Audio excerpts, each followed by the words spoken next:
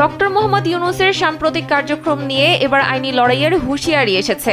বাংলাদেশ মুসলিম লীগের সভাপতি ও সুপ্রিম কোর্টের সিনিয়র আইনজীবী মুহসিন রশিদ সরাসরি ডক্টর ইউনূসের বিরুদ্ধে রাষ্ট্রদ্রোহের অভিযোগ এনে মামলা করার ঘোষণা দিয়েছেন। সিনিয়র সাংবাদিক মঞ্জুরুল আলম পান্নার ইউটিউব চ্যানেল মানচিত্রে অংশ নিয়ে তিনি এই কঠোর অবস্থানের কথা জানান।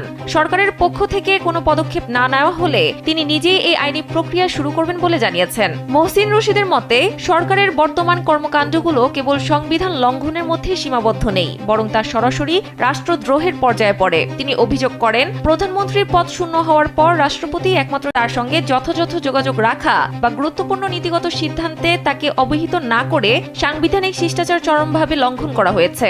তিনি আরও দাবি করেন, রাষ্ট্রপতিকে ভয়ভীতি দেখিয়ে নথিতে সই করানো এবং তাকে যথাযথ সম্মান না দেওয়া রাষ্ট্রের মর্যাদাকে ক্ষুণ্ণ করেছে। বিশেষ করে বঙ্গভবন ঘেরাও এবং রাষ্ট্রপতিকে অপসারণের চেষ্টার মতো ঘটনাগুলোতে ডক্টর ইউনূসের কোনো ধরনের সম্পৃক্ততা বা নীরব সমর্থন ছিল কিনা তা খতিয়ে দেখতে একটি তদন্ত কমিশন গঠনের